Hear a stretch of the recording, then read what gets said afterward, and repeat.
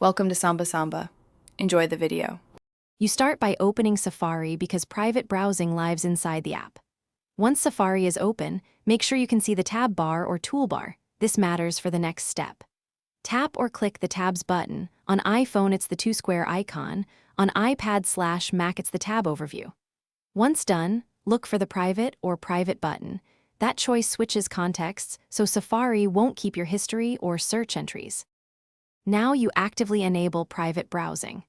After selecting Private, press the plus sign or New Private window to create a new session isolated from regular tabs.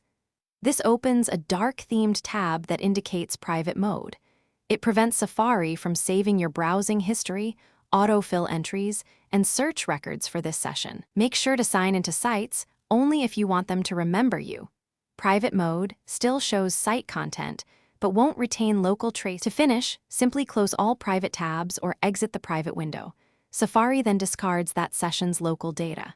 If you ever notice saved logins or cookies, go to Settings or Preferences and clear history and website data to remove residues.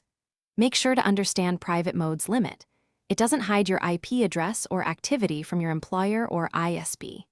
If private won't enable, restart Safari or update the OS.